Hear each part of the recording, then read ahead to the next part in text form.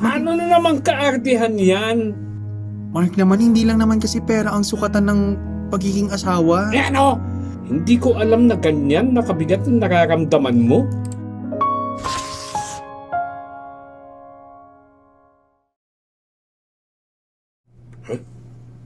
Gising pa tong babaeng to.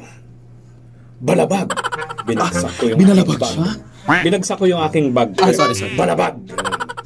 Ana, ba't gising ka pa? Di ba maaga ka pa babangon bukas? Kailangan mo na magpahinga. Ana! Paano naman ako magpapahinga kung ang bigat ng dibdib ko? Ang laki kasi.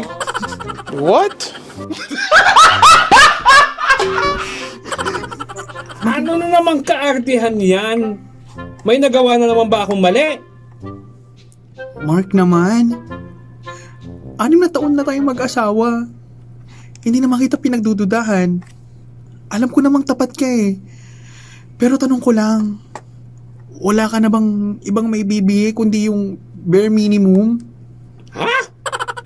Bare minimum? Ano pa bang gusto mo? Ako na nga kumakayod. Ako nagbabayad na lahat. Hindi ba sapat yon? Mark naman, hindi lang naman kasi pera ang sukatan ng pagiging asawa. Eh ano? Hindi ko na maalala kung kailan mo ako huling niyakap. Kung kailan mo ako huling niyaya lumabas. Kahit birthday ko, ako pa ang bumibili ng cake para lang may mapagsaluhan tayo ng mga anak natin. Pagod ako palagi sa trabaho.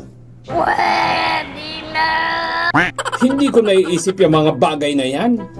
Hindi ko naman sinasadya. Yun na nga yung masakit, Mark. Hindi mo nga sinasadya. Kasi hindi ka na nga nag-i-effort eh.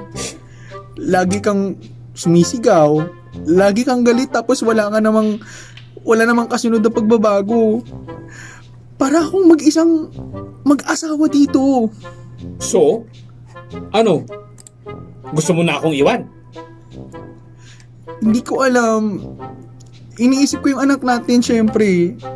Ayokong lumaki siyang iniisip na normal lang ang relasyon na walang lambing, walang respeto, puro galit, puro sigaw. Pero syempre, tao din ako, Mark. Ayokong manatili sa sitwasyong unti-unti akong nauubos. Ana, hindi ko alam na ganyan nakabigat ang nararamdaman mo. Hindi ka nagsasalita. Mark, matagal ko nang sinasabi. Ha? Pero baka hindi ka lang kasi nakikinig. Posible. Ang tanong, kaya mo pa ba akong pakinggan?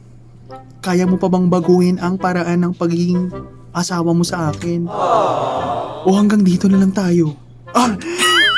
Paano yun? Ana, Yes, Mark.